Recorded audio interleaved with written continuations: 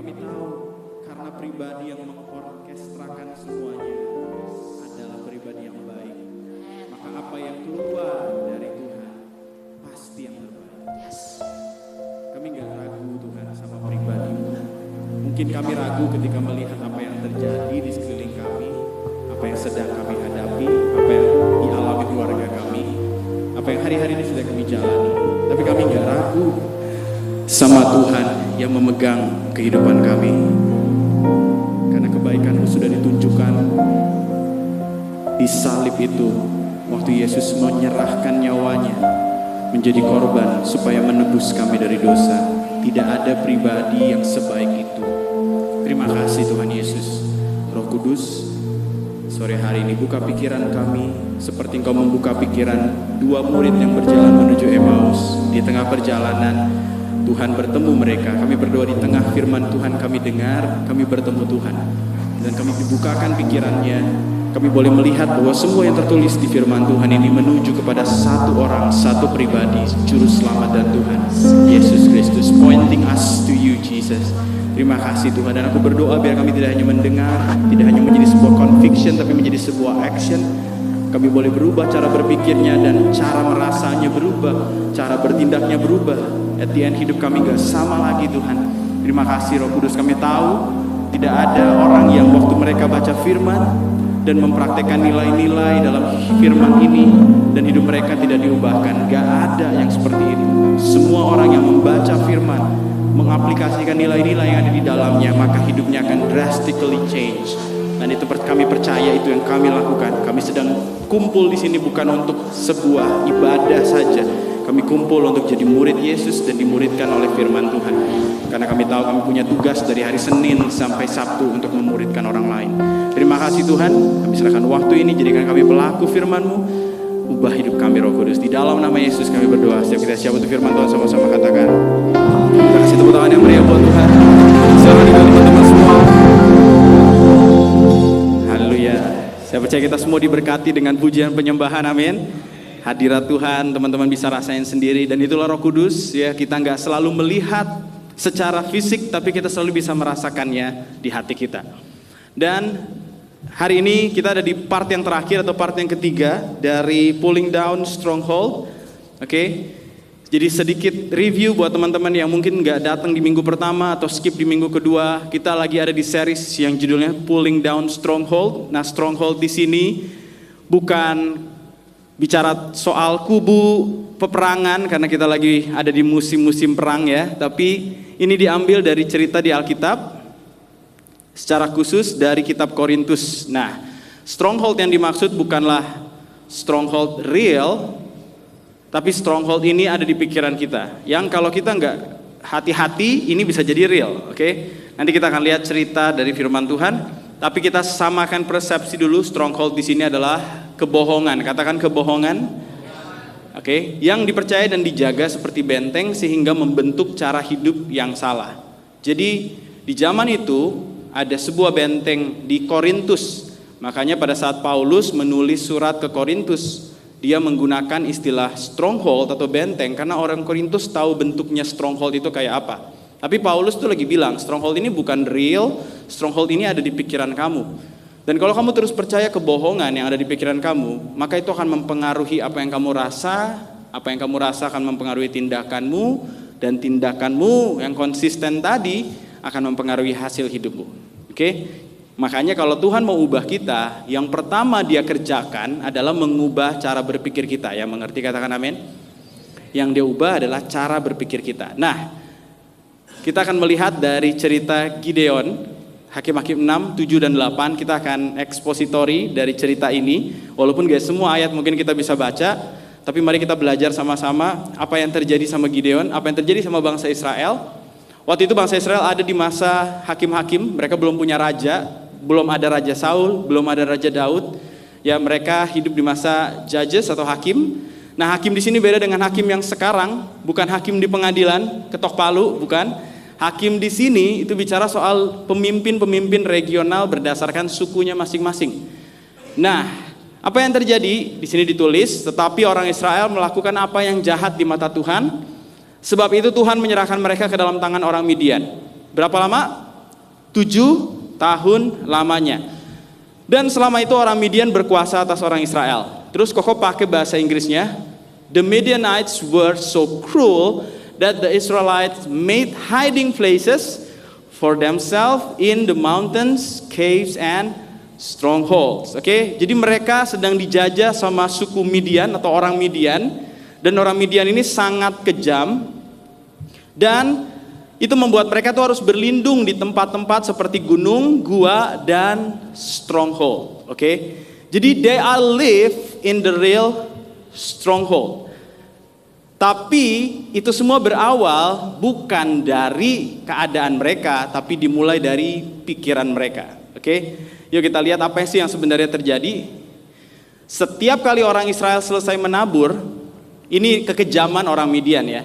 Jadi setiap kali mereka selesai menabur, datanglah orang Midian, orang Amalek, dan orang-orang dari sebelah timur, lalu maju mendatangi mereka, berkemahlah orang-orang itu di daerah mereka dan memusnahkan hasil tanah itu sampai ke dekat Gaza dan tidak meninggalkan bahan makanan apapun di Israel.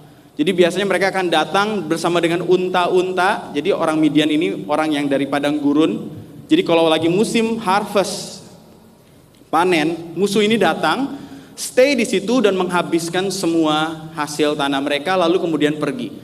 Dan apa yang terjadi sehingga orang Israel menjadi sangat melarat oleh perbuatan orang Midian itu, lalu berserulah orang Israel kepada Tuhan. Kalau teman-teman baca, teman-teman akan berpikir begini, oh musuhnya orang Israel itu adalah orang Midian.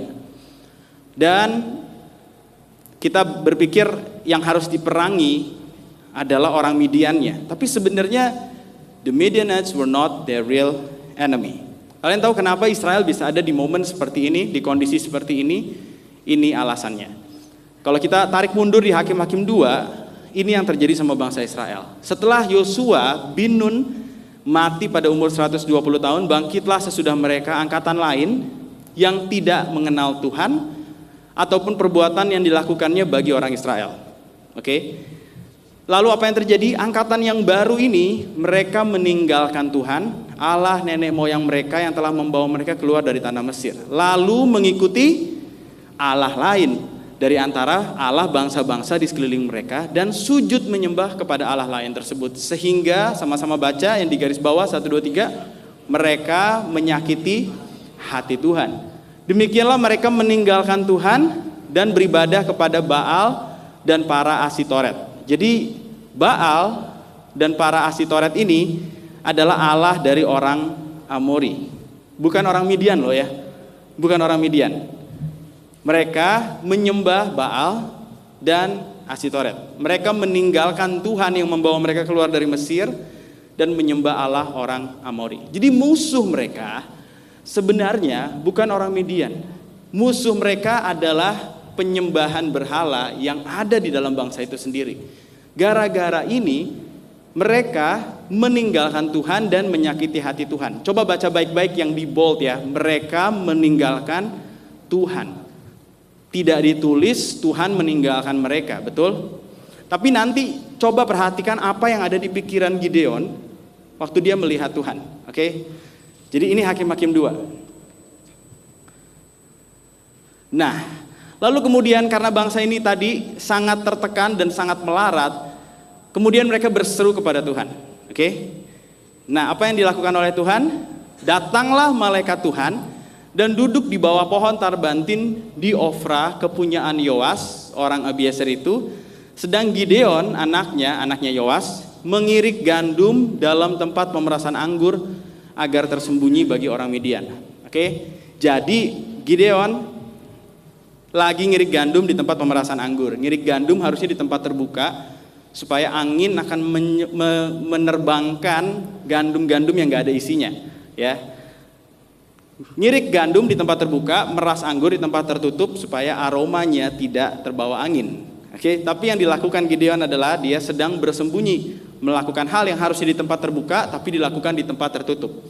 Nah, lalu kemudian malaikat Tuhan menampakkan diri kepadanya dan berfirman kepadanya demikian. Jadi tiba-tiba nih dia lagi ngirik gandum di tempat pemerasan anggur, ada malaikat Tuhan di sini. Terus malaikat Tuhan bilang begini sama Gideon, Tuhan menyertai engkau, ya pahlawan yang gagah berani. The Lord is with you, mighty hero, bahasa Inggrisnya. The Lord is with you, mighty hero. Coba kalau kalian jadi Gideon, apa yang kalian pikirkan? Kalian sedang sembunyi, ya kan? Karena takut sama orang Midian, ya. Tapi tiba-tiba Tuhan datang dan bilang kamu pahlawan yang gagah berani. Seperti kontradiktif sama keadaan, betul nggak? Tapi apakah Tuhan salah ngomong? Pilihannya antara dua nih. Tuhan yang benar, aku yang salah, atau aku yang benar, Tuhan yang bohong. Ya, lihat ya, kita akan selalu diperhadapkan pada pilihan-pilihan itu. Tuhan yang benar, pikiranku yang salah, atau pikiranku benar, Tuhan yang bohong. Oke? Dan itu waktu dialamatkan kepada Gideon, perhatikan nanti responnya Gideon ya. Tapi sebelum ke situ, kok mau kita mengerti malaikat Tuhan di sini itu disebutnya Theophany. Theophany artinya sebenarnya bukan malaikat Tuhan, tetapi Tuhan itu sendiri yang datang dalam wujud Yesus sebelum dia berinkarnasi ke dunia. Oke? Karena nggak ada orang bisa lihat Tuhan dan tetap hidup, nggak ada. Kecuali orang itu atau pribadi itu datang dalam wujud Yesus sebelum Yesus datang ke dunia. Ya, tapi pada saat itu Gideon pun nggak tahu namanya Yesus, paham ya? Tapi secara appearance yang muncul adalah Yesus. Oke? Nah, dari sini kamu bisa dapat sebuah pelajaran berharga. Waktu bangsa ini berseru-seru kepada Tuhan, Tuhan tidak sekedar mengirimkan jawaban doa. Tuhan mengirimkan pribadinya sebagai jawaban doa. Amin. Sometimes God doesn't just send an answer, He comes as the answer. Kita seringkali berdoa, Tuhan tolong jawab. Dan jawaban Tuhan tuh bukan membuka jalannya loh, tapi hadir untuk menyertai kita menjalani hal tersebut. Amin. Tapi kadang kita terus nungguin jawabannya mana Tuhan, jawabannya mana Tuhan. Loh, I am the answer. I will be with you. Amin. Oke. Nah, sekarang coba perhatikan lagi ya, apa respon Gideon? Lihat ya, perhatikan bahasa Inggrisnya. Sir, dia pikir ini bukan malaikat awalnya. Dia pikir ini orang biasa. Oke. Sir, if the Lord is with us, why has all this happened to us? Kalau Tuhan menyertai kami. Tadi kan kata-katanya begini kan. Tuhan menyertai engkau, ya pahlawan yang gagah berani. Terus dia balas gini, kalau Tuhan menyertai kami, kenapa hal ini terjadi? Coba kamu baca lanjutannya. Where are all the miracles our ancestor told us about? Mana mujizat-mujizat yang nenek moyang kami sering ceritakan? Bukankah mereka berkata Tuhan membawa kita keluar dari Mesir? Kalimat ini nih. But now the Lord has abandoned us and handed us over to the Midianites. Di Hakim-Hakim 2 tadi, kalian baca kan? Yang meninggalkan siapa sih? Bangsa Israel meninggalkan Tuhan dan beribadah kepada Allah orang Amori, Baal dan Asitoret. Akhirnya nih karena meninggalkan Tuhan, mereka diserahkan kepada orang Midian. Sekarang waktu mereka melarat 7 tahun, mereka bilang gini, kenapa Tuhan tinggalin kami? Lihat ya, ada sesuatu yang gak beres di pikiran Gideon pada saat itu. Ini yang namanya stronghold.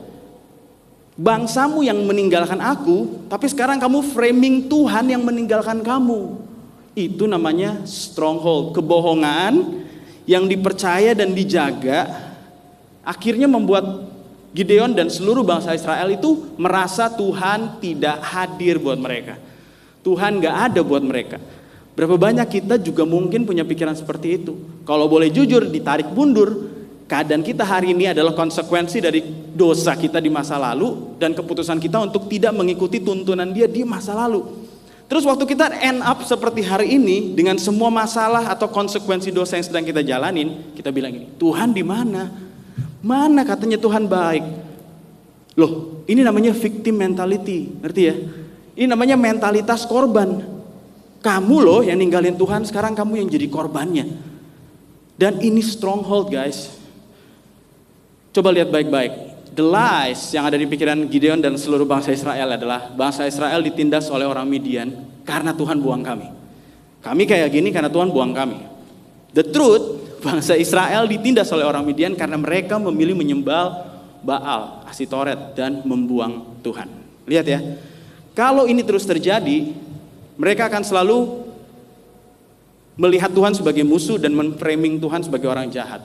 Contoh tadi pagi di ibadah GC kita bikin power of asking questions. Itu Q&A, ada pertanyaan kayak begini nih.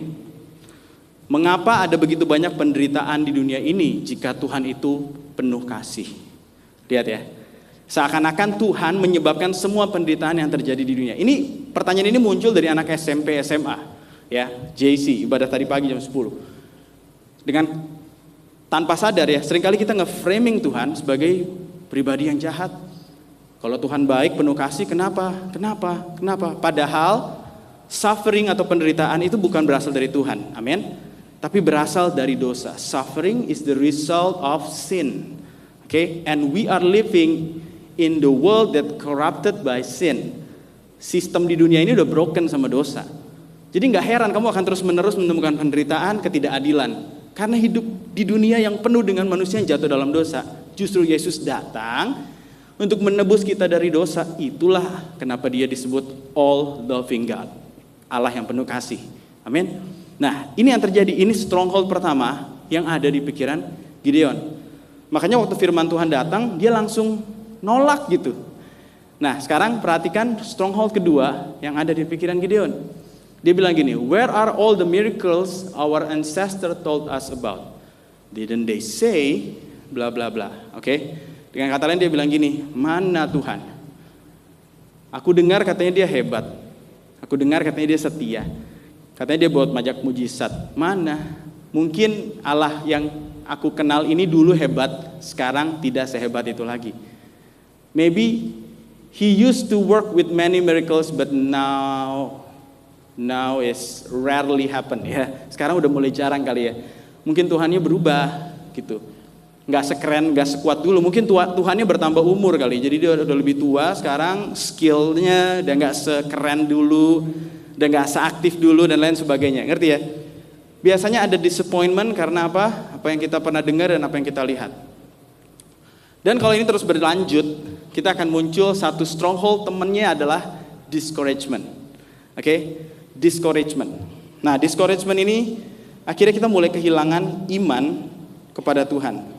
Kita mulai mengecilkan Tuhan.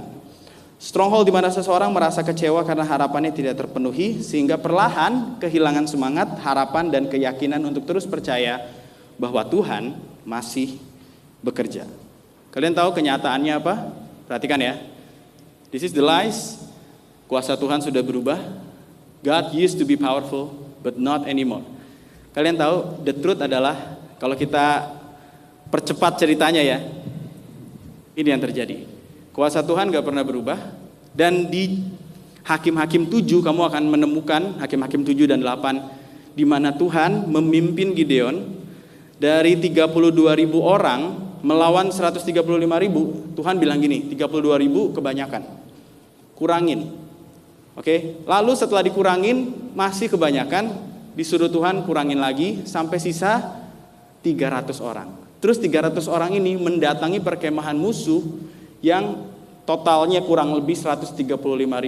Dan mereka menang karena Tuhan melakukan penghadangan buat musuh mereka. Jadi kuasa Tuhan tidak berubah, betul? Ya. Tapi di pikirannya Gideon apa? Oh, Tuhan udah gak sehebat dulu. Tahu gak sih, kok menemukan banyak orang Kristen juga kayak gitu. Kok kalau aku baca Alkitab pakai Tuhannya keren banget ya, bisa lakukan ini, itu. Sekarang kayaknya udah jarang ya kok ya. Kayaknya Tuhannya udah gak segitunya lah. Lihat ya, itu stronghold guys. Itu stronghold. Koko yakin dan koko mengimani ya.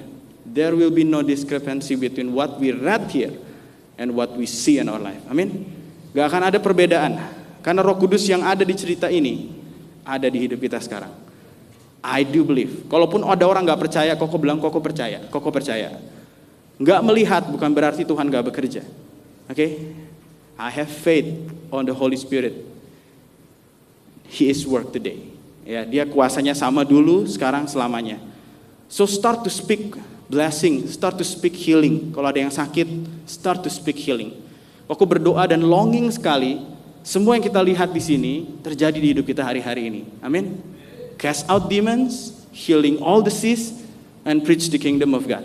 Itu terjadi karena Roh Kudusnya sama. Amin. Karena kuasa Tuhan gak pernah berubah. Iblis akan selalu taruh benih yang membuat kamu berpikir Tuhan udah gak seperti itu lagi. Bahasa roh sudah tidak ada lagi, karunia roh sudah tidak ada lagi. Dan akan banyak spekulasi di luar sana yang berusaha menjustifikasi kenapa hal-hal itu tidak terjadi lagi. Tapi kau percaya Tuhan tidak berubah. Amin. Dulu, sekarang, dan selamanya kuasanya tetap sama. Dia nggak grow faint and weary, ya. Alkitab bilang di kitab Yesaya, dia tuh tidak menjadi lesu dan lemah, enggak. Dia Tuhan yang kekal. Our God is an everlasting God. Kitab Yesaya bilang begitu. Berarti Allah kita Allah yang kekal dulu, sekarang, selamanya. He is powerful. Ya. This is the truth. Tapi iblis akan berusaha membuat Gideon berpikir, enggak, Tuhan udah berubah. Kamu nggak akan pernah bisa fight back, bounce back dari kondisi kamu sekarang. Tuhan mungkin dulu tolong nenek moyang kamu, tapi kamu tidak. Oke, so don't believe that lies. Nah, apa yang terjadi berikutnya? Waktu Tuhan bilang gini, I'm with you, go and rescue Israel. Dia bilang begini, how can I rescue Israel? My clan is the weakest. Bagaimana mungkin aku bisa tolong bangsa Israel? Clan itu beda sama tribe. Ya, jadi payung besarnya adalah bangsa Israel. Di bawah bangsa Israel ada 12 tribe. Di dalam tribe-nya ada namanya tribe Manasye. Di bawah tribe itu ada namanya clan. Oke? Terus dia bilang gini, clan dia adalah yang paling lemah in the whole tribe of Manasye. And I am the least in my entire family. Kalau yang tadi stronghold-nya adalah discourage, disappointment, oke? Yang ini adalah inferiority. Memang benar, ya, mungkin klannya kecil, tapi kok mau kamu lihat hal ini. Manasye adalah salah satu suku terbesar secara jumlah dan luas wilayah, ya. Jadi secara jumlah dan luas wilayah, Manasye itu secara jumlah ya ada 52.700 orang yang sanggup untuk berperang. Dan ini artinya membuat dia menjadi salah satu suku dengan jumlah terbesar. Benyamin itu sukunya punya 45.000 orang. Suku Dan punya 64.000 orang. Suku Simeon punya 22.000 orang. Paham ya? Berarti Manasye ini bukan suku kecil. Dan secara luas wilayah, coba lihat yang dikasih tanda panah merah. Itu luas wilayahnya Manasye. Dari luas wilayahnya kamu bisa tahu suku ini bukan salah satu suku terkecil. Ini suku yang besar. Dia punya kekuasaan ada di seberang timur dan seberang barat dari Sungai Yordan. Jadi sebelum mereka masuk melintasi Sungai Yordan, mereka udah minta bagian mereka di area sebelah barat. Oke? Lalu kemudian waktu mereka ikut sama suku-suku lain menduduki tanah Kanaan, mereka juga dapat porsi lagi di area sebelah timur Sungai Yordan. Sungai Yordan tuh di tengah-tengah sini kurang lebih. Jadi mereka punya wilayah yang sangat strategis. Mereka punya pengaruh yang besar. Tapi stronghold-nya? Kita ini kecil. Kita ini lemah. Dan sejarah membuktikan Tuhan tuh bisa pakai yang muda kok. Ya, Yusuf itu anak ke-11 dari 12 anak laki-lakinya Yakub. Abraham, Ishak, Yakub. Yakub punya 12 anak laki-laki, Yusuf anak ke-11. Bisa dibilang ya termuda juga lah. Tapi teman-teman baca kan, di firman Tuhan, Yusuf justru yang paling muda ini, atau yang kedua termuda, dia dipakai Tuhan untuk menjadi orang hebat di Mesir. Dan akhirnya bisa membawa keluarganya di tengah-tengah kelaparan, pindah dari tanah Kanaan ke Mesir dan hidupnya selamat. Dan akhirnya mereka berkembang jadi bangsa yang besar. Tuhan pernah punya sejarah di mana dia menggunakan yang muda. Bahkan ya firman Tuhan bilang begini, kok bacain ayatnya, Ulangan 7 ayat 7 sampai 8. Perhatikan ini ya. Bukan karena lebih banyak jumlahmu dari bangsa manapun. Ini bicara soal bangsa Israel. Maka hati Tuhan terpikat olehmu dan memilih kamu. Bukan karena kamu banyak jumlahnya. Dengar. Bukankah kamu ini yang paling kecil dari segala bangsa? Israel maksudnya. Tetapi karena Tuhan mengasihi kamu dan memegang sumpahnya yang telah diikrarkan kepada nenek moyangmu yaitu Abraham, maka Tuhan telah membawa kamu keluar dengan tangan yang kuat dan menebus engkau dari rumah perbudakan dari tangan Firaun Raja Mesir. Jadi kalau Gideon mau lihat sejarah, dia tahu kok ada yang namanya Yusuf, termuda tapi dipakai Tuhan. Kalau dia mau lihat sejarah, dia tahu nih, bangsa Israel juga secara jumlah tuh paling kecil loh. Bukankah kamu bangsa yang paling kecil dari segala bangsa? Ulangan 7 ayat 7 sampai 8. Teman-teman bisa buka. Toh bangsa ini dipakai Tuhan untuk kuasain wilayah sebesar ini. Yang mengerti katakan amin. Jadi bukan Gideon gak tahu sejarah, tapi apa yang membatasi pikiran Gideon adalah stronghold, inferiority yang ada di pikirannya karena selama 7 tahun mereka menderita. Selama 7 tahun mereka melarat, selalu datang orang Midian menghabisi hasil tanah mereka, buat mereka sampai gak punya apa-apa. Karena kondisi dan bad experiences tadi, itu membuat mereka berpikir gini, kita lemah, kita gak punya kekuatan. Yang mengerti katakan amin? Jadi bagaimana stronghold di pikiranmu bisa terbentuk? Pertama, bad experiences, pengalaman-pengalaman buruk, plus kebohongan yang ditaburkan oleh iblis. Jadi waktu misalkan nih, kamu pernah dilukai oleh orang tuamu, kamu merasa, atau gini deh, kamu pernah mengalami kondisi di mana orang tuamu tuh berpisah ya, dan kamu harus memilih salah satu. Mungkin kamu ikut mamamu, terus kamu ngerasa, aduh kok hidupku seperti ini banget ya. Dan kemudian itu jadi sebuah bad experiences, dan membuat kamu merasa mungkin tertolak, mungkin merasa tidak berharga. Ada anak-anak yang menyalahkan dirinya sendiri dan bilang begini, mama papaku pisah karena aku. Ada orang-orang yang bisa pikir gitu loh. Mama papa pisah tuh karena saya, aku salah. Kalau aku gak lahir kedua ke dunia ini mungkin mereka gak bisa. Mungkin ekonomi mereka baik-baik aja. Jadi dia salahin dirinya sendiri. Bad experience tadi ditambah nih, iblis mulai datang ke hidup mereka di saat-saat vulnerable atau fragile. Ya, pas lagi luka. Terus iblis bilang gini, memang kamu bawa sial. Memang kamu lebih baik gak usah hidup. Keluargamu akan jadi lebih baik tanpa ada kamu. Ada gak adanya kamu gak bikin pertemananmu berubah kok. Ngapain kamu masih ada di sini? Lihat ya, iblis taruh kebohongan itu, plus kita merasa gini, iya juga ya, keluargaku seperti ini. Jadi kamu ngerasa gini, oh, bad experiences jadi semakin valid dengan kebohongan yang kamu rasakan, dan tanpa sadar dua hal tadi berulang-ulang menjadi sebuah benteng di pikiranmu. Sehingga kamu akan selalu merasa hidupmu ini selalu bawa sial. Dan itu sudah terjadi sama keluargaku, dan itu akan terjadi sama orang lain. Jadi lebih baik kamu gak usah dekat sama orang lain. Lebih baik kamu gak usah ikut dalam komunitas, dan lain sebagainya. Itu akan affect the result of your life. Lihat ya, padahal apa? Broken life is not a broken future. Amin. Broken family is not a broken future. Orang yang keluarganya berantakan bukan berarti gak punya masa depan. Kebenarannya, banyak nih orang broken di Alkitab, ya kan? Tapi Tuhan pakai mereka. Rahab kurang broken apa? Pelacur. Dipakai Tuhan tuh jadi salah satu nenek moyang yang mendatangkan juru selamat kita. Tuhan pakai. Nah, kalau kamu tahu the truth will set you free. But as long you don't know the truth, you will be kept this stronghold so strong. Benteng ini jadi kuat banget. Sehingga akhirnya hidup kita tuh nggak kayak dilumpuhkan gitu, cripple. Kita nggak berani ngapa-ngapain. Jadi lihat ya, gimana caranya Tuhan meruntuhkan stronghold yang ada di pikiran Gideon. Yang pertama, ini yang tadi Tuhan bilang di awal, waktu dia lagi mengirik gandum di tempat pemerasan anggur. Malaikat Tuhan menampakkan diri kepadanya dan berfirman. Ada firman yang keluar dari Allah. Ingat, malaikat Tuhan tadi adalah theophany, appearance of Jesus Christ in the Old Testament. Dan dia bilang gini, Tuhan menyertai engkau, pahlawan gagah berani. Kok mau kasih pengertian gini ya, Tuhan ngomong begini tuh bukan lagi kayak menghibur, semangat ya, kamu pasti baik-baik saja. Enggak, Tuhan lagi ngomongin identitas Gideon, karena apa yang Gideon akan lakukan di Hakim-Hakim 7 dan 8. Kalau kamu udah baca kelanjutannya, kamu tahu kan, dengan 300 orang dia mengalahkan 135.000 orang. Cocoklah pernyataan ini, benar gak? Tuhan menyertai engkau, pahlawan kamu, 300 orang, gagah berani banget.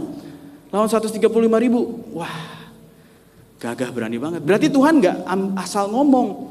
Tuhan lagi ngomongin destiny-nya atau future-nya, masa depannya Gideon. Amin. Kamu tahu gak sih, berapa banyak dari antara kita waktu kita baca Alkitab, Tuhan tuh lagi ngomongin destiny kamu, masa depan kamu. Terus kita bilang, salah orang nih. Gak mungkin lah. Firman Tuhan gak pernah gagal. Yang ada kita yang gagal untuk percaya sama Tuhan. Puji Tuhannya, Gideon waktu itu akhirnya memilih untuk percaya kata firman Tuhan daripada kata stronghold di pikirannya. Amin. So the first lesson about pulling down the stronghold. Every day, katakan every day. Setiap hari nih, we must decide. Either we believe our thoughts over God's word, or we allow God's word to correct the way we think or what we think. Oke, pilihannya dua nih. Setiap hari kamu harus selalu memutuskan nih antara kamu percaya pikiranmu lebih daripada firman Tuhan, atau kamu izinkan firman Tuhan mengoreksi cara kamu berpikir. And you have to make right decision every single day. Oke, kalau kamu nggak mau terus-menerus, pada saat itu, walaupun Gideon ragu, Gideon start to correct what he thinks about himself. Ini yang perlu kita lakukan. Waktu kamu dengar firman, kamu nggak cuma sekedar dengar foto, catat. Tapi kamu mulai gini, cocok gak ya sama pikiranku? Kok nggak cocok pikiranku ya? Berarti pikiranku harus cocokin diri sama firman ini, amin. Itu yang perlu kita lakukan setiap hari dan kita latih setiap hari. Kadang-kadang ya, waktu kita dengar berita di koran, kita percayanya cepet. Waktu kita dengar berita di sosial media, walaupun itu hoax gitu ya, kita percaya langsung kita share. Tapi giliran kita dengar kabar baik dari Injil, susah banget tuh percayanya. Gak mau kita share-share. Kenapa kita gak share? Karena kita gak percaya. Ya kan? Tapi coba ya, kalau kamu pas baca Alkitab, contoh, misalkan kamu baca Alkitab, terus kamu ketemu firman Tuhan, terus kamu bilang, yes Lord, I believe this, biar ini terjadi dalam hidupku, biar ini terjadi dalam keseharianku. Nah, waktu kamu terus percaya, cara berpikir kamu terus dikoreksi sesuai dengan firman Tuhan. Oke, sekali lagi, you need to read the Bible, and then you need to believe what it says. Beyond what you think, beyond what you feel. Melebihi cara kamu berpikir dan melebihi perasaanmu. Kita lihat apa yang terjadi lagi. Nah, ini sisi menariknya. Jadi Gideon itu kan pertama mikir ini manusia, bukan malaikat Tuhan, bukan Tuhan. Terus waktu dia dengar Tuhan akan menyertai dia, pergilah selamatkan Israel, dia bilang gini, Tuhan kalau gitu aku minta tanda. Aku akan pergi siapkan persembahan, ya dia mengolah daging, roti dan ada kuahnya gitu ya. Terus dia bilang gini, nanti aku datang, tolong tunggu ya. Akhirnya malaikat Tuhan atau Tuhan ini bilang gini, oke aku tunggu. Pergilah Gideon, pas balik. Kemudian malaikat Tuhan mengulurkan tongkat yang ada di tangannya dengan ujungnya, disinggungnya daging itu, roti itu, maka timbullah api dari batu dan memakan habis. Kemudian hilanglah malaikat Tuhan dari pandangannya. Oke. Pas malaikat Tuhan itu hilang dan dia lihat makanan, roti dan kuah yang tadi itu dibakar oleh api, barulah dia sadar ini bukan manusia yang tadi ngomong sama saya. Tahu dari mana? Lihat kalimatnya. Maka tahulah Gideon bahwa itu malaikat Tuhan. Berarti awalnya dia nggak aware kalau itu tuh Tuhan. Oke. Waktu dia aware, dia bilang apa? Celakalah aku, mati deh gue. Alamak ya, Tuhanku Allah. Sebab memang telah kulihat malaikat Tuhan dengan berhadapan muka. Kenapa Gideon komentarnya kayak begini? Nah jawabannya adalah karena firman Tuhan tuh bilang begini, Keluaran 33 ayat 20. Firman Tuhan, engkau tidak tahan memandang wajahku, sebab tidak ada orang yang memandang aku dapat hidup. Paham ya? Di kitab Keluaran, Musa tuh pernah bilang, gak ada orang yang bisa tahan hadapin mukanya Tuhan, yang ada orang itu bakal mati. Makanya Gideon ini kan orang Israel ya, dia punya Taurat, oke? Dia langsung berpikir celakalah aku. Tapi kan dia nggak mati, yang mengerti katakan amin. Tiba-tiba malah keluar suara. Di sini wujud Tuhannya mungkin sudah tidak ada, tapi dia dengar suara. Tetapi berfirmanlah Tuhan kepadanya, sama-sama baca yuk 1, 2, 3. Selamatlah engkau, jangan takut, engkau tidak akan. Lalu Gideon mendirikan mezbah di sana bagi Tuhan dan menamainya Tuhan itu keselamatan. Nah, Tuhan tidak tanpa tujuan melakukan hal ini. Oke, please pay attention ya di part ini. Tuhan tidak tanpa tujuan melakukan hal ini. Tuhan sengaja membuat Gideon menyadari kalau ini Tuhan, oke? Dan dia tahu harusnya dia mati, tapi dia tidak mati karena Tuhan mau kasih sebuah pesan. Kurang lebih pesannya ada di layar ini. Koko bacain ya. If Gideon could stand before the holy God and live, then 135.000 pasukan bukan lagi sebuah ancaman. Because the presence of God is greater than any army. Apa yang Tuhan mau kerjakan di pikirannya Gideon? Mengubah cara dia berpikir. Pulling down the stronghold of inferiority. Apa yang dia lakukan? Dia berusaha menunjukkan, lihat ya, kalau kamu akan celaka, gak perlu lawan 135.000 pasukan, kamu udah mati waktu ketemu aku. Tapi fakta bahwa kamu masih hidup itu menunjukkan aku menyertai kamu. Oke? Dan kalau aku ada di hadapanmu dan kamu gak mati, itu perkenanan namanya. Amin. Artinya kalau kamu berdiri bersama aku, gak peduli jumlah musuhmu nanti berapa, kamu pasti menang. Amin. Ternyata di momen itu ya, Tuhan tuh lagi pulling down the stronghold yang ada di pikirannya. Jadi akhirnya dia mulai sadar kan, iya ya, kok gue gak mati ya, harusnya gue mati nih. Kalau bersama Tuhan aja yang harusnya gue mati, gue gak mati, berarti Tuhan menyertai aku. Dan kalau Tuhan menyertai aku, berarti aku bisa menyelamatkan bangsa ini. Amin. Lihat ya, Tuhan gak langsung tiba-tiba bunuh musuhnya kan. Tuhan membunuh stronghold yang ada di pikirannya. Kalau enggak, dia gak akan pernah keluar dari stronghold beneran. Tuhan mengubah caramu berpikir sebelum kamu menang. In the real life. Okay? You have to win here before you win here. Okay? Sekali lagi, you have to win here before you win here in our life. Dan dia akan melakukan itu dengan mengubah cara kamu berpikir, memberi kamu experience yang membuat kamu mengerti, iya ya, bisa nih kayaknya nih. Dan ini gak dilakukan cuma sekali, coba lihat. Tuhan memberi tanda dan instruksi berulang kali.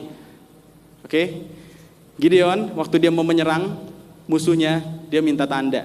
Dia bilang gini, Tuhan, aku minta tanda ya. Aku akan kasih guntingan bulu domba ditaruh di tanah. Besok pagi kalau tanahnya kering, tapi bulu dombanya penuh dengan embun air, berarti Tuhan mau aku pergi dan Tuhan akan menyertai aku. Oke?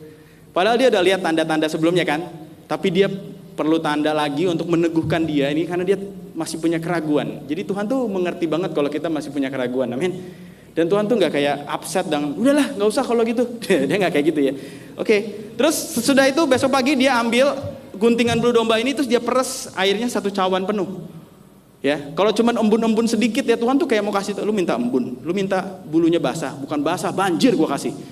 Ya, jadi pas dia pegang, 1 cawan penuh. Nah sekarang dia minta yang lebih sulit, Tuhan kasih tanda sekali lagi.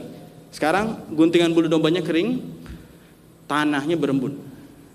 Besoknya dia datang persis seperti yang dia minta. Oke? Dan habis itu apa lagi? Sesudah itu dia yakin kan, dia panggil orang-orang, dikumpulin. Sekali lagi karena Manasye ini wilayahnya besar, jadi banyak yang mau dengerin, bener gak? Tadi kan udah lihat ya, wilayah yang dibagi sama Yosua itu besar loh Manasye. Pas dia panggil, banyak orang datang 32.000.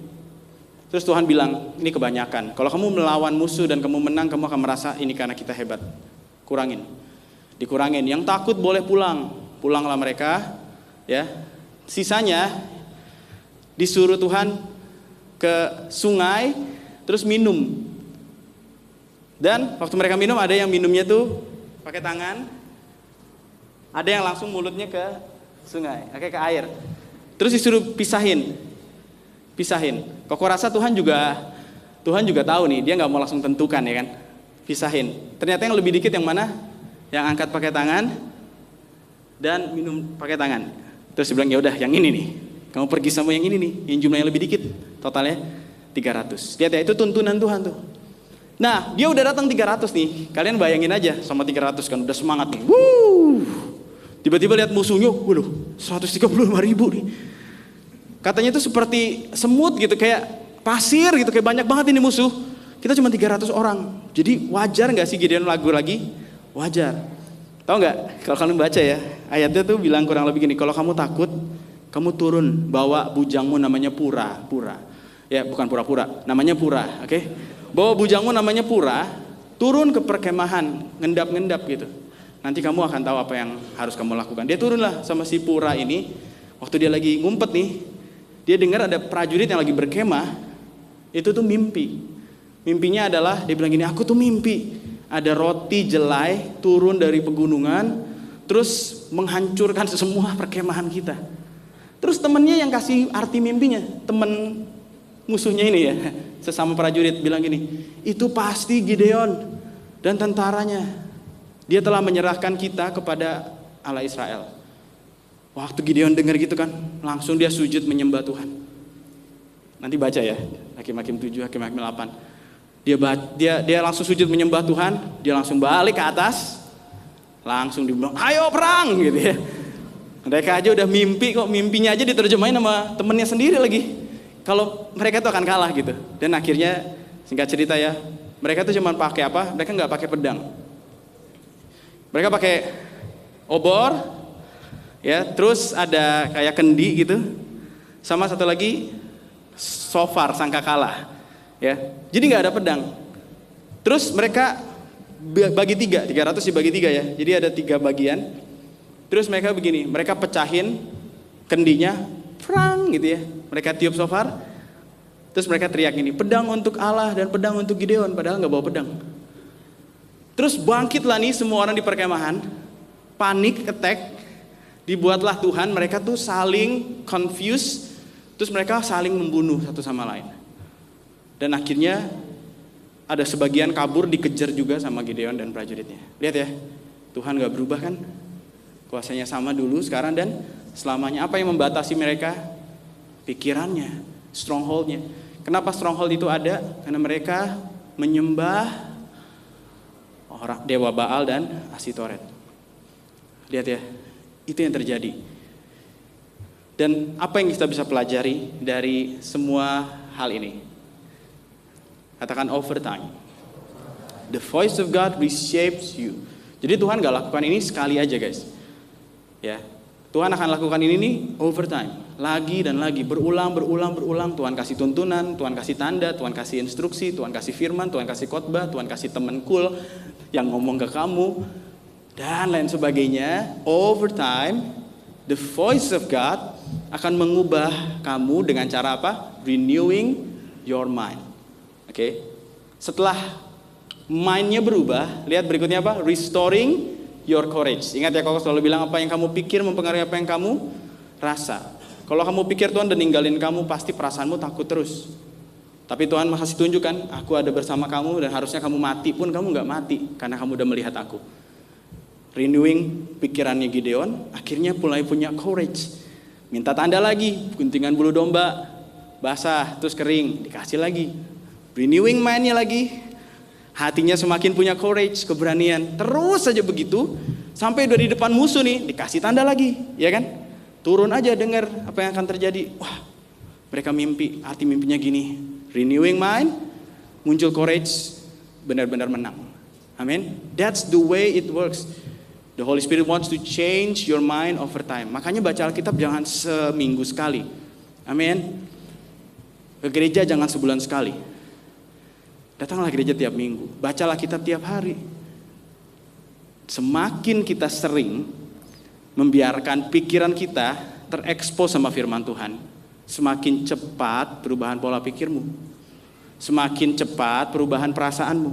Mau move on tapi jauh dari Tuhan, susah banget tuh bro, ya. Karena kamu perlu firman untuk mengubah cara berpikir, bahkan termasuk untuk mengampuni.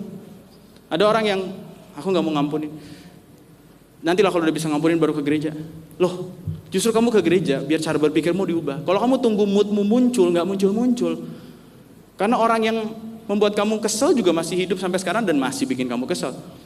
Ya, jadi kamu jangan tunggu dia berubah. Kamu yang perlu berubah.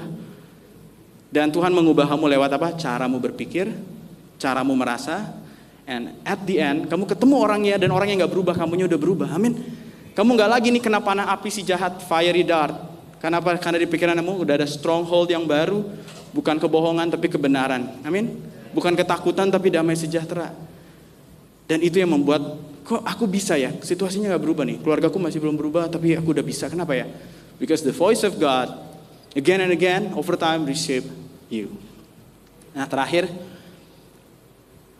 jadi sebelum dia berperang, ini yang Tuhan suruh Gideon lakukan. Pay attention on this. Ini penting.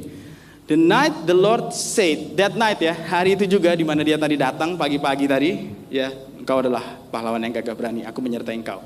Malamnya Tuhan tuh bilang sama Gideon, take the second bull from your father's herd. Nah, ini juga salah satu strongholdnya Gideon. Dia merasa dirinya kecil kan. bapaknya itu punya posisi loh di society. Karena bapaknya punya altar penyembahan kepada Baal. Itu nggak semua orang punya. Kalau dia punya, berarti dia punya prominent position in society, punya kedudukan, punya pengaruh gitu. Makanya dia bisa punya altar sendiri. Terus dibilang gini, ambil second bull from your father's herd, ambil nih, terus pull down your father's altar to Baal. Altar Baal punya papamu, pull down. Katakan pull down. That's why we call this series apa? Pull down the stronghold and cut down the Asherah pole standing beside it. Jadi biasanya ini berbarengan, ya. Jadi Baal ini adalah dewa agrikultur yang katanya mempengaruhi cuaca. Oke. Asherah pole ini dewa fertility atau kesuburan, dewi ya Asherah. Jadi biasanya berbarengan. Disuruh apa? Pulling down and cut down. Terus disuruh apa? Build an altar to the Lord your God here. Di tempat ini, on this hilltop. Hilltop di tempat tinggi. Oke. Sanctuary, laying the stones carefully. Sacrifice the bull, bantengnya, bukan banteng ya, apa sih? Lembunya ini nih dikorbanin. Nah, perhatikan yang di garis bawah. Using as fuel the wood of the Asherah pole. Jadi Asherah pole itu bentuknya kayak tiang gitu ya. Kan kamu cut down. Kayunya kamu pakai buat jadi bahan bakar altar untuk Tuhan. Ya. Early the next morning. Jadi kalau dibaca ya, tahu nggak? Gideon nggak lakuin ini sendiri. Dia bawa 7 orang karyawan bapaknya. Makanya lagi-lagi, ini bukan orang sembarangan Gideon kan. Tapi dia inferior. Dia punya karyawan bapaknya 7 orang. Terus dia mau ngelakuin yang tadi tuh. Dia bawa tuh 7 orang. Ayo sini. Dan nurut tuh 7 orang. Lihat ya. Berarti ada something di pikiran Gideon nih yang membuat dia tuh terus-menerus dibatasi. Nah, waktu dia lakukan semua tadi, early the next morning, as the people of the town began to stir. Mereka mulai sadar, siapa nih? Ini altar Baal kita dirusak nih. Waduh, dia kan yang bikin kita bisa punya harvest. Dan dia juga yang bikin kalian hancur, ya kan? Terus, discover the altar of Baal had been broken down and that the Asherah pole beside had been cut down. In their place, a new altar. Katakan new altar. Had been built, and on it were the remains of the bull that had been sacrificed. Akhirnya dicari-cari, ketemulah. Ternyata Gideon yang lakuin. Terus waktu Gideon lakuin, mereka nih marah. Kamu harus hukum nih anakmu. Terus papanya bilang begini, kalau emang Baal itu dewa, biarlah dia defend dirinya sendiri. Nah di situ lihat ya, waktu kamu bebas dari strongholdmu, kamu tidak hanya akan merasakan kebebasan untuk dirimu sendiri. Amin. When you broke down your own stronghold, lihat ya, orang-orang sekitar kamu akan mulai dibukain. Amin. But if God choose you, lihat ya, Tuhan gak datengin ke Yoas papanya Gideon, Tuhan datenginnya Gideon. So if this word of God sent to you, it means God wants to change you first, not your father, not your mother, not your family. Amen. Not your enemy even. Tuhan berarti mau ubah kamu. Then if you respond, oke, kalau kamu meresponi, kamu ikutin tuntunan tanda, overtime, lagi dan lagi, cara pikirmu berubah, lihat ya. Somehow nih, tiba-tiba papanya bisa belain dia. Oke. Ini menunjukkan apa? You cannot worship lies, the truth at the same time. Ya. Waktu altar, jadi gini, musuh mereka tuh bukan orang Midian. Musuh mereka tuh penyembahan berhala di dalam diri mereka. Oke. Kalau kamu mau menang sama orang Midian di luar itu, kamu harus menang di dalam. Dan kamu gak bisa nih fueling ngasih bahan bakar sama dewa kebohongan, oke? Yang katanya bisa bikin weathernya jadi bagus, cropnya jadi banyak, fertile jadi subur Asherah. Kamu gak bisa melakukan itu dan terus menyembah hal-hal tersebut dan mengharapkan kamu dibebaskan, oke? Karena yang memenjarakan bangsa ini adalah penyembahan berhala mereka. So again, you cannot worship lies and the truth at the same time. Kamu gak bisa punya 2 altar. Yang mengerti katakan amin. Kamu gak bisa gini, percaya kebohongan dan mau belajar kebenaran firman Tuhan. Coba perhatikan kalimat ini. Pull down altar of Baal, cut down Asherah pole. Pull down and cut down the lies. It means do not assist, do not rehearse, do not repeat, do not mingle with others that have the thought of lies. Itu artinya pulling down and cut down. Misalkan ada di antara kita yang kalau lagi sendiri nih, tiba-tiba punya pikiran yang muncul, dan pikiran itu menuduh kamu tuh gak berharga, kamu jelek, kamu pasti gagal lagi. Oke? Stop doing that. Ngapain kamu ke gereja? Kamu tuh gak layak, dan lain sebagainya. Itu muncul. Katakan do not assist. Ya, jangan dibantuin. Gimana cara kamu bantuin? Waktu kamu agree sama kebohongan itu. Waktu kamu bilang gini, iya. Menghela nafas dan mengangguk kepada kebohongan itu. You assist the devil. Alkitab gak bilang kita assist. Alkitab bilang gini, resist the devil. Amin. Tunduklah kepada Allah dan lawanlah iblis. Rehearse artinya apa? Dipikirin, diulang-ulang. Rehearse itu latihan. Tahu ya, kalau kita latihan kita ulang-ulang. Jadi pikiran tadi kita ulang-ulang. Gak berharga. Terus ada postingan IG yang kalimatnya mirip-mirip. Wah, pas banget, di repost. Bukan firman Tuhan loh itu. Ya, kata-kata galau gitu ya. Tapi kayaknya ini relate banget nih, gua banget nih. Nah, di-rehearse, dilatih terus ya. Di-repeat, diulang lagi. Terus ngumpul sama orang-orang yang pikirannya sama. Bukan ngumpul sama anak-anak Tuhan, ngumpul sama orang-orang yang kepahitan, ngumpul sama orang-orang yang kekecewaan, ngumpul sama orang yang ngeluh terus. Udah deh. Altarnya makin besar, ya. Aserah polnya makin tinggi. Dan kita makin terpenjara. Take away-nya adalah, coba baca sama-sama yang di bawah, 1, 2, 3. Kita tidak bisa mengontrol setiap pikiran yang datang, tetapi kita bisa, amin. Kita nggak bisa kontrol nih. Memang seperti yang tadi Koko bilang, kamu nggak tahu tiba-tiba lagi santai naik motor, terus tiba-tiba kepikiran gitu ya. Lagi mau tidur kepikiran. Kamu memang nggak bisa mengontrol pikiran mana yang datang, tapi kamu bisa memilih pikiran mana yang boleh tinggal. Amin. Jadi apa yang harus dilakukan? Waktu kamu punya pikiran yang tiba-tiba muncul secara random, ini yang perlu kamu lakukan. Pause. Berhenti dan coba tanya, where does this voice come from? Dari mana nih suara ini ya? Dari mana nih pikiran ini ya? Dari mana perasaan ini? Memang sih omset lagi jelek ya.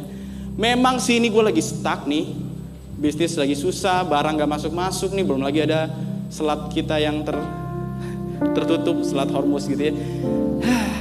Oke, tapi bukan berarti ini selesai kan? Oke, jadi ini dari mana ya pikiran ya? Ini bukan dari Tuhan deh kayaknya. I bind this mind, I rebuke in the name of Jesus. Aku usirnya di dalam nama Yesus. Resist the devil, don't assist him. Amin. Lawan pikiran-pikiran itu. Kamu gak berharga, kamu gak berharga. Kamu lawan, kamu bilang gini, firman Tuhan berkata, Allah menunjukkan kasihnya ketika Kristus mati bagiku pada saat aku masih berdosa. Kalau aku gak berharga, Yesus gak akan mati buat aku. Enyah kau iblis dalam nama Yesus. Karena aku berharga, dia mati buat aku. Jangan sekali-kali berkata aku tidak berharga. Perkataanmu tidak menentukan siapa aku. Perkataan Tuhan menentukan siapa aku. Enyah kau iblis. Amin. Lawan itu.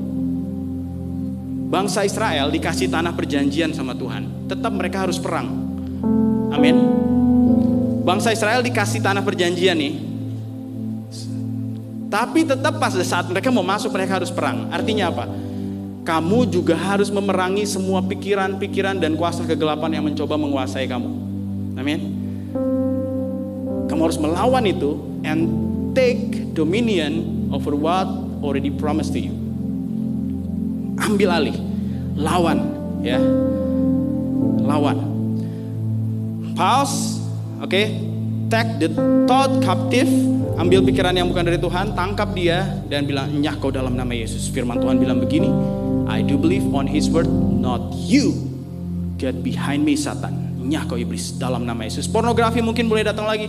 Udah lagi capek kan, lagi stres kan, gak apa-apa. Tuhan juga ngerti, kan Dia Maha Pengampun. Lakukan lagi aja, pornografi lah sekali lagi. Tuhan pasti ngerti. Enyah kau iblis. Sebab firman Tuhan berkata, kuduslah aku, kuduslah kamu sebab aku kudus. Amin. Tuhanku kudus. Marilah datang kepadaku setiap yang letih, lesu dan beban berat. Tuhan gak bilang datang sama pornografi, Tuhan bilang datang sama dia. Nyah kau iblis. Kamu coba bohongin aku kan? Nyah kau iblis. Get behind me, Satan, in the name of Jesus. Pergi. Dan ini beneran kalian ngomongin ya, bukan cuman kayak dalam hati gitu, enggak ya. Bener-bener diomongin. Declare. Kalau di rumahnya nih, kok mau ngomong nih, kalau di rumahnya ada yang keluarganya belum kenal Tuhan, terus kalian ngerasa gak damai sejahtera, di rumah itu selalu ada marah-marah, selalu ada kata-kata yang tiba-tiba lewat nih, gitu ya. Mak kalian atau bapak kalian tiba-tiba keluarin kata-kata yang bikin suasana di rumah langsung mulai lagi nih, ya. Pada saat itu terjadi, take dominion dan berkatakan gini, setiap roh, khususnya mereka belum kenal Tuhan ya, setiap roh yang mencoba mencuri damai sejahtera di rumah ini, aku ikat dalam nama Yesus. Enyak kau iblis, dalam nama Yesus. Damai sejahtera dari Allah yang melampaui hati dan pikiran menguasai kami, menguasai mamaku, menguasai papaku. Oke? Karena mereka yang belum kenal Tuhan, pikirannya itu terikat. Jadi roh jahat bisa menggunakan mereka untuk melontarkan perkataan yang menghilangkan damai sejahtera. So you are not facing them, you are facing the spirit behind them. Amen. So you have to war with them spiritually, not physically. Bukan tiba-tiba keluar pintu, mama gak bisa diem ya. Bukan kayak gitu. Itu akan menambah peperangan. Okay? But war with the spirit behind your parent, your brother, your sister, you know. Siapapun itu. Okay? Pull down and cut down. Okay, and this is the last. Stop worshiping the lies in your mind. Kalau kamu bantuin terus pikiran itu, latih terus, ulang terus, ngumpul dengan orang-orang yang pikirannya sama kayak kamu gitu, kamu sedang memberikan penyembahan dan bahan bakar untuk membakar korban kepada kebohongan. Gak heran dia makin kuat, kamu makin lemah, dan kamu harus tinggal dalam real stronghold untuk bisa menang. Tear down the altar and worship the Lord. Oke, kamu gak bisa berjalan dalam dua hal yang bersamaan. Perhatikan ayat di bawah yang kau tulis, he is a double-minded man, unstable in all his way. Kalau ada yang dari sini selesai nih, udah berkomitmen, Tuhan aku mau pikiranku terus di reshape sama voice of God. Oke. Tapi kamu harus melakukan audit sama your environment, oke? Kalau isi sosial mediamu semuanya yang galau, isi Spotify-mu lagu-lagu galau memvalidasi perasaanmu, kamu seperti memberikan bahan bakar kepada altar Baal dan kebohongannya. At the same time kamu bilang ini, aku juga mau mengenal kebenaran Tuhan. Lihat ya, it can be both. Ini gak bisa barengan. Oke? Makanya banyak orang udah tahu nih firman ini tapi tetap gak berubah. Kenapa? Karena dia kasih fuel, bahan bakar, kayu tadi kepada kebohongan, tapi juga kepada kebenaran. Aku udah baca Alkitab kok, tapi hidupku gak berubah. Iya, karena kamu tetap membaca, mengulang-ulang, membantu hal-hal yang membuat stronghold kebohonganmu makin kuat.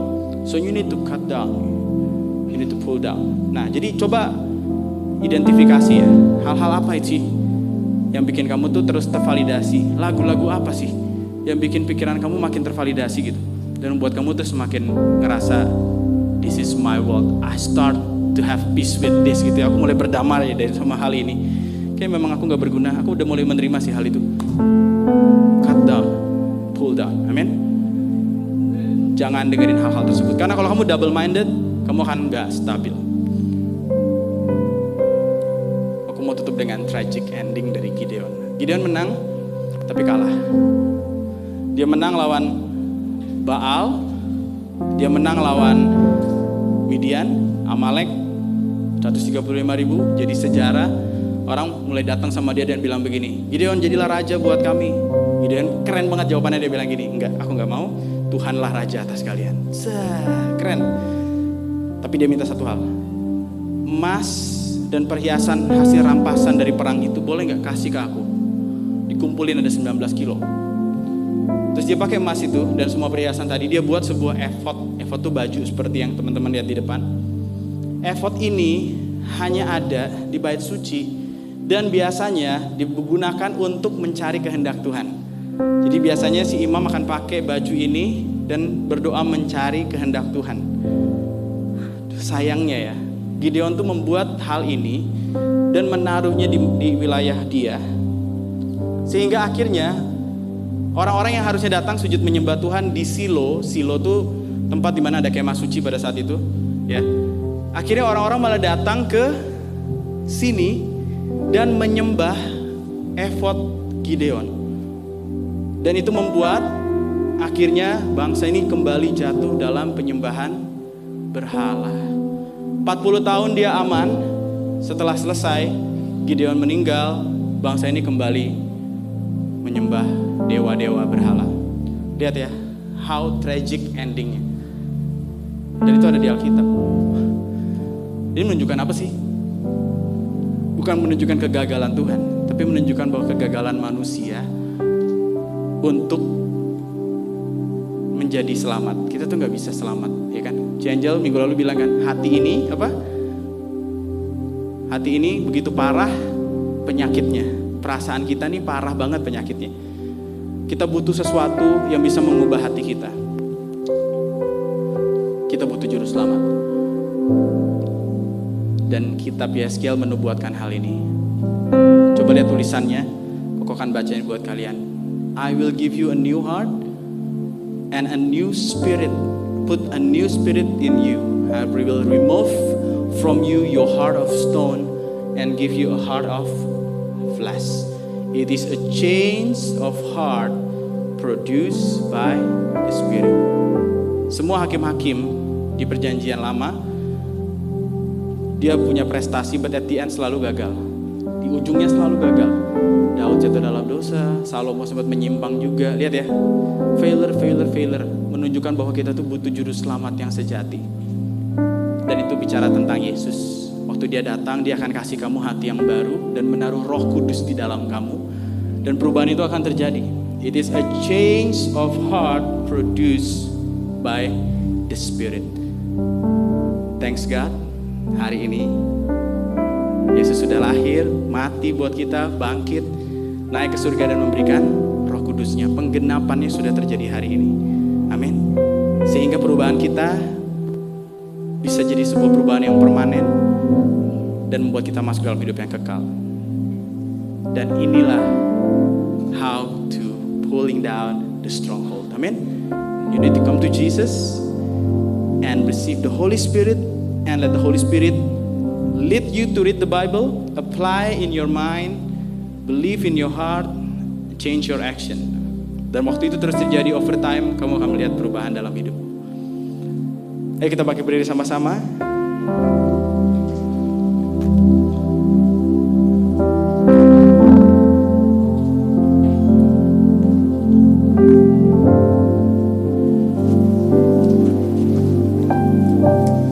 Dalam bahasa Ibrani kata jiwa, hati itu namanya levav. Levav ini artinya pikiran, perasaan, kehendak, pusat pengambilan keputusan. Ya, sebelum kita tutup nanti kita akan nyanyi satu lagu, So My Soul Surrender. Waktu kita dengar kata soul, itu artinya pikiran, perasaan, dan kehendak. Amin. So My Soul Surrender. Aku serahkan pikiranku, perasaanku, kehendakku sama firman Tuhan. Biar firman Tuhan mengkoreksi cara jiwaku beroperasi selama ini. Amin. Help me to come out from this stronghold and experience the real victory. Mari kita satukan hati. Tuhan, terima kasih. We need you, Holy Spirit. We need you, Jesus, the ultimate Savior that can change the heart of stone with the heart of flesh. Satu-satunya bisa memberikan the new heart and new spirit. We need you, Holy Spirit. It is change that produced by the Spirit. So here I am. So here we are. So my soul surrender to my faithful God, my faithful God. You're my hope and anchor. I trust in you.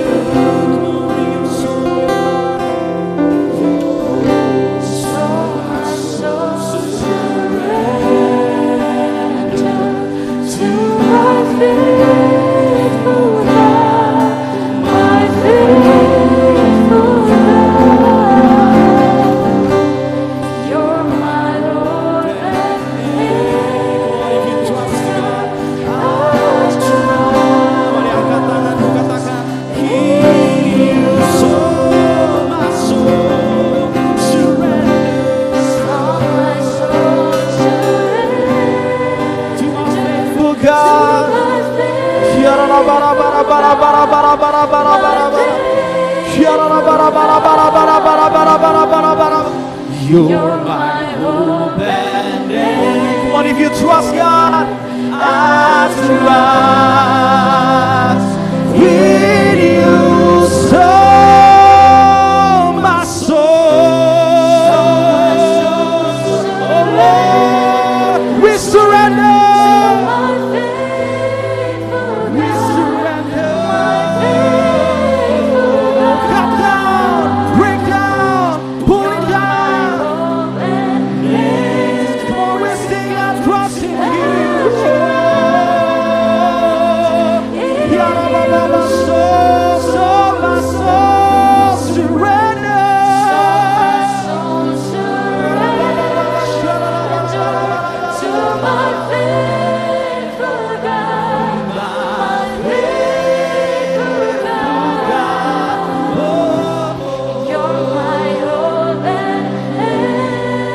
Lord, we trust in you.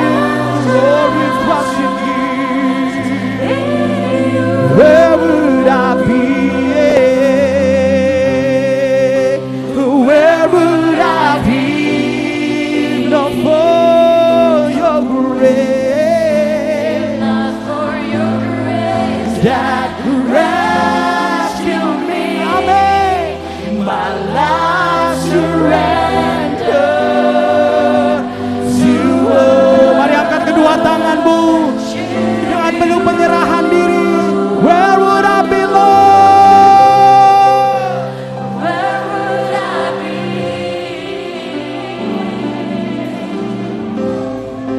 If not for your grace that rescued me, my life surrender.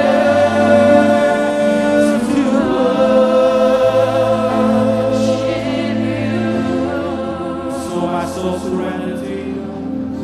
So my soul surrender to my faithful God, my faithful God. You're my hope and anchor. You're my hope and anchor.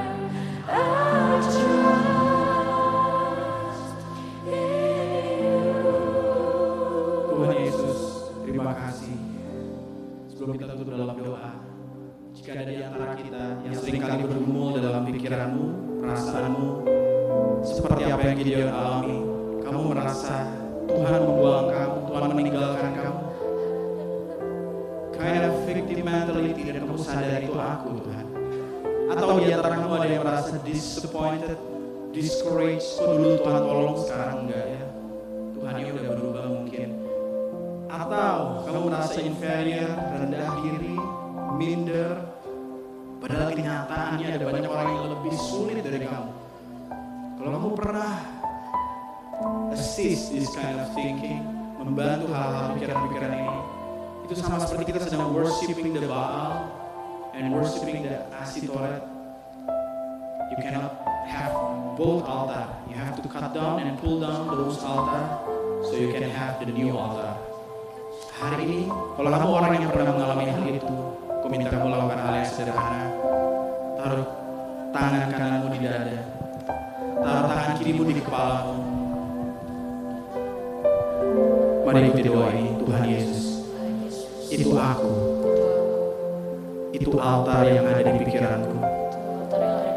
Hari ini, Engkau menyadarkan aku, dan seperti keputusan Gideon, aku mengambil tindakan to pull down this altar, this stronghold, and cut down this altar.